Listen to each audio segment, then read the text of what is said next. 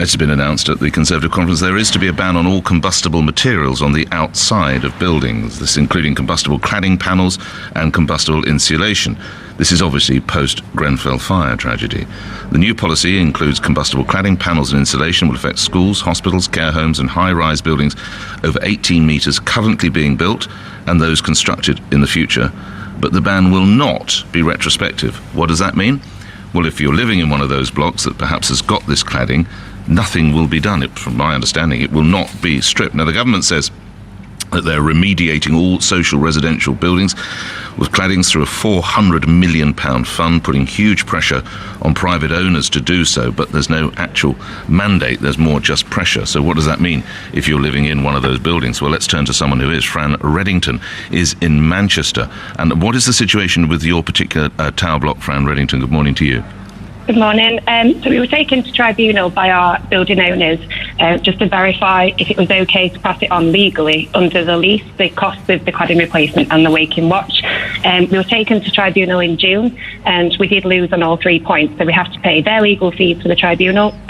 We've got to pay for all of the cladding replacement and we've got to continue to pay for the waking watch.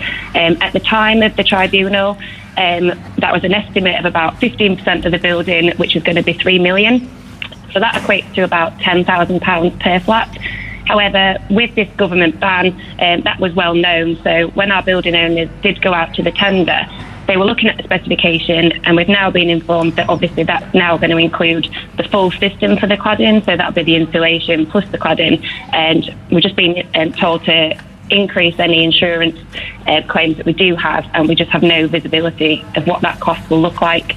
I think that tender's due back in October, so until then we just have no idea what we're facing. What is it costing you currently? How much money is it? So the waking watch for one of the buildings that doesn't have sprinklers, they're paying about between £7,000 and £8,000 a month. So that equates to about £100, £150 per flat. And they've been having those costs since July last year, and that won't stop until the cladding has been fully signed off. So and you're all having to pay that?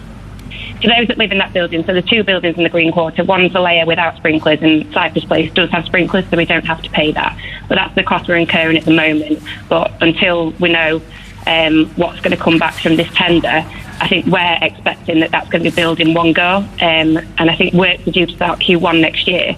So we're looking at getting a bill for the entire works in one go, and we have no idea what it's going to cost, and we don't know how we're going to raise the funds.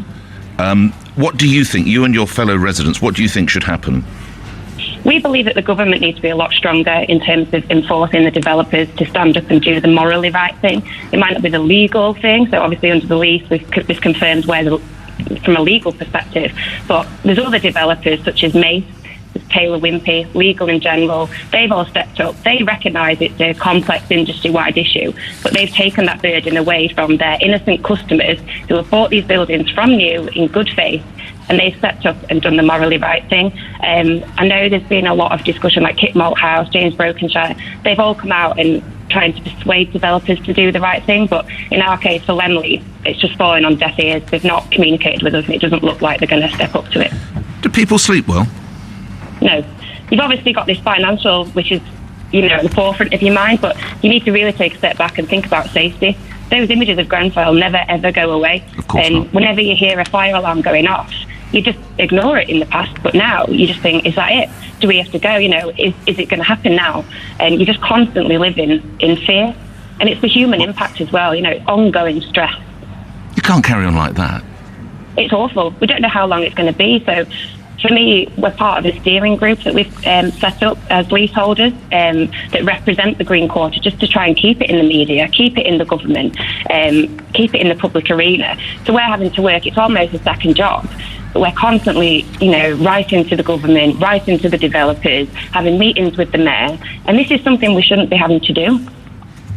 What do you want to see happen now? I just want the government to really step up now and really enforce that message with the developers. I just think further action needs to be taken. I think this announcement's great. It's great for the future. Well, it's great for those that are being built or those that are to be built, but it's not that great for you, Fran. No, absolutely. And we're just stuck and we feel that we're almost getting forgotten about. And this is a nightmare that's never, ever ending for us until someone steps up and does the right thing and pays for this work to be done, because we just can't afford it. We face losing our home. No, I don't know how you poor soul, well, not you, but I don't know how the people in those relevant blocks sleep at night. It must be horrific. No. It's awful. We're in touch with a lot of the other buildings, and you know they're all facing the same thing. This is countrywide. Fran, thank you for your time. Fran Reddington talking from Manchester there, talking about what the tenants are doing there, making those payments. Obviously, they can't do that for the rest of their days.